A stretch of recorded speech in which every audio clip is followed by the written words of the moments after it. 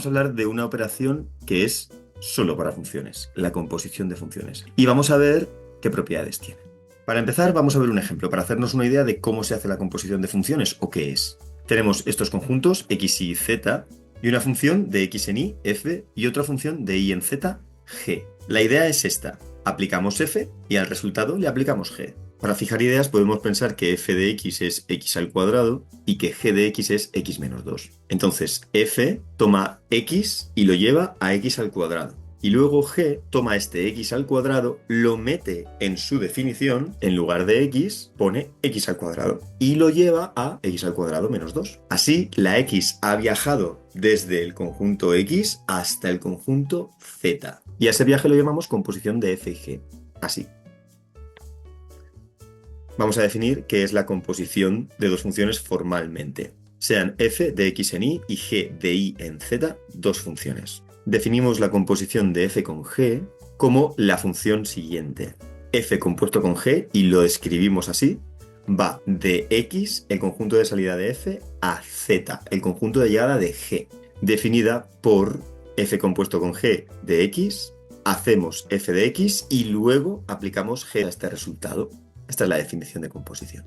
Vamos a hablar de la notación esta del circulito. Para la composición de f con g escribimos esto, f compuesto con g, pero lo escribimos al revés. ¿Por qué? Porque x se aplica desde la derecha. F compuesto con g de x, primero se aplica f, así por la derecha, y luego a esto se le aplica g. Por eso es f compuesto con g. Leemos el orden de aplicación, f compuesto con g, pero lo escribimos con la primera que se aplica más a la derecha, pegada a la x. Por eso es al revés. Vamos a hacer un ejemplo. Sean f y g de R en R definidas por f de x igual a x más 1 y g de x igual al logaritmo en base 2 de x. Vamos a calcular f compuesto con g. F compuesto con g de x es f de x y al resultado le aplicamos g. F de x es esto. Entonces lo cambiamos. Sería g de x más 1. Y ahora voy a g y donde pone x pongo x más 1. De esta manera resulta logaritmo en base 2 de x más 1. Vamos a hacer la composición al revés. G compuesto con f. Esto es, g compuesto con f de x es hacer g de x y al resultado aplicarle f. G de x es el logaritmo en base 2 de x. Esto es f de logaritmo en base 2 de x. Y ahora nos vamos a f y en lugar de x ponemos el logaritmo en base 2 de x. Y queda logaritmo en base 2 de x más 1. Que no es lo mismo que logaritmo en base 2 de x más 1, que es lo que hemos obtenido antes. Ojo, aquí el 1 va aparte. Podemos observar que, en general, f compuesto con g es distinto de g compuesto con f. El orden de la composición es importante. Vamos a hallar ahora el dominio de f compuesto con g, que era logaritmo en base 2 de x más 1. ¿Qué condición tenemos para que exista un logaritmo? Pues que lo que hay dentro del logaritmo sea positivo, porque no se pueden calcular logaritmos de números negativos. Es decir, x más 1 debe ser mayor que 0, o lo que es lo mismo, x debe ser mayor que menos 1. Por tanto, el dominio de f compuesto con g es de menos 1 a más infinito. Vamos a observar que en este ejemplo, el dominio de f era x más 1. Como es un polinomio, pues es r. Y el dominio de g era, como g era el logaritmo en base 2 de x no puede ser negativo, el dominio de g es de 0 a más infinito.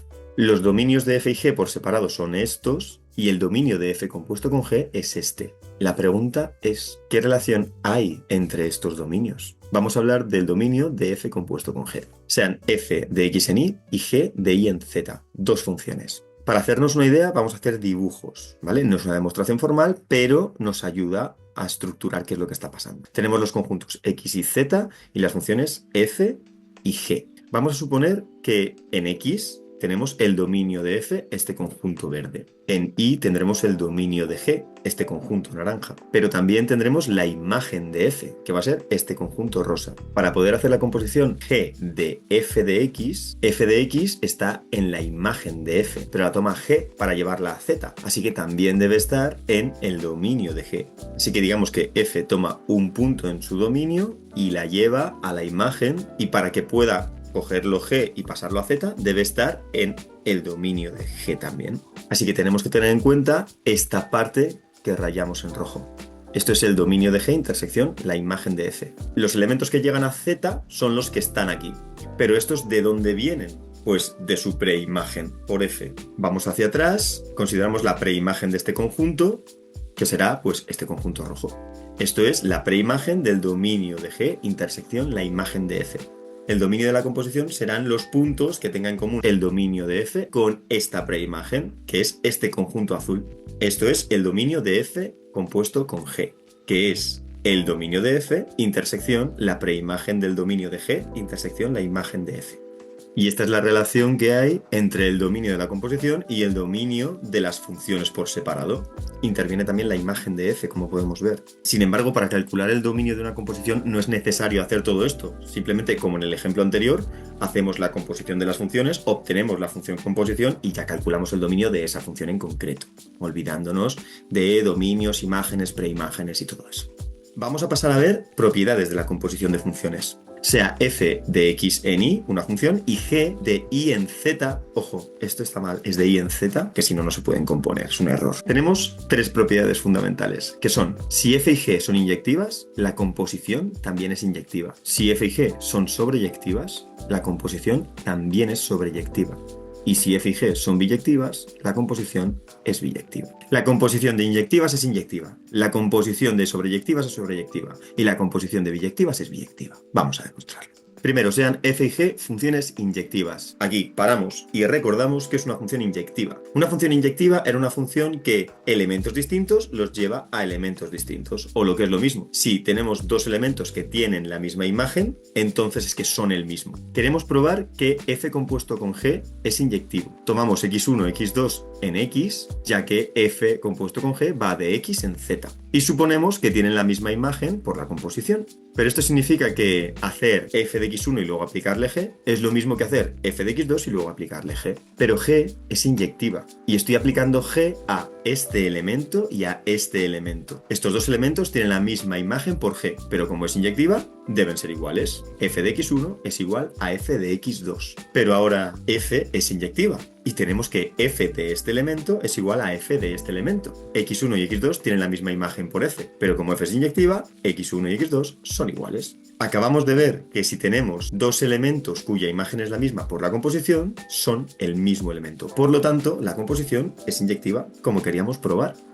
Vamos ahora a demostrar la segunda propiedad. Supongamos que f y g son sobreyectivas. Recordemos que es una función sobreyectiva. Una función es sobreyectiva si la imagen es todo el conjunto de llegada. O lo que es lo mismo, si para un y del conjunto de llegada existe siempre un x en el conjunto de salida, tal que f de x es y. Para ver que la composición es sobreyectiva, tomamos un z en z, porque f compuesto con g va de x en z. Lo tomamos en el conjunto de llegada. El esquema es el siguiente, tenemos x y z, la composición va de x a z, y luego de x en y va f y de y en z va g.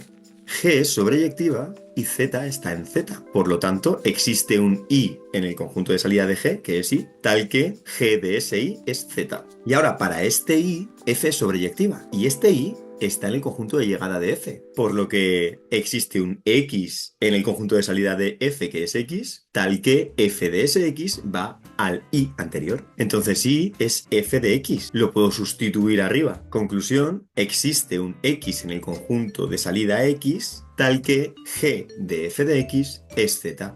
Es decir, que la composición de f con g de x es z, y esto justo quiere decir que la composición es sobreyectiva, porque he encontrado ese x en el conjunto de salida que me lleva a z. Por último, la tercera propiedad, la más sencilla de las tres. Supongamos que f y g son biyectivas. Y recordemos, una función es biyectiva si es inyectiva y sobreyectiva a la vez. Como f y g son biyectivas, f y g son inyectivas. Y por la primera propiedad, la composición es inyectiva. Pero como f y g son biyectivas, también son sobreyectivas. Y por la segunda propiedad, la composición es sobreyectiva. Como la composición es inyectiva y sobreyectiva, la composición es biyectiva, ya está. Vamos a hacer como ejemplo una pequeña demostración. Sean f de x en y y g de y en z dos funciones. Vamos a probar que si la composición de f con g es inyectiva, entonces f también es inyectiva. Como la composición es inyectiva, para un x1 y un x2, en el conjunto de salida, se tiene que g de f de x1 igual a g de f de x2, me dicen que x1 es igual a x2. Y ahora, quiero ver que f de x en y es inyectiva. Tomamos un x1 y un x2 en x, con f de x1 igual a f de x2. Esta igualdad me dice que son el mismo elemento y ambos están en y, porque son la imagen por f. Como son el mismo elemento, al aplicar g a ese elemento, a cualquiera de los dos, pues tengo que obtener lo mismo. Es decir, g de f de x1 es igual a g de f de x2, porque estoy aplicando g al mismo elemento. Y ahora, por la hipótesis de que la composición es inyectiva, esto me dice que x1 es igual a x2. Por lo tanto, f es inyectiva. Hemos demostrado en este ejemplo que si la composición es inyectiva, la primera que utilizamos para hacer la composición, f, es inyectiva. Pregunta natural, si la composición es inyectiva, g, la segunda, es inyectiva. Podemos o bien demostrarlo o, si fuera falso, encontrar un contraejemplo. Os animo a darle una vuelta.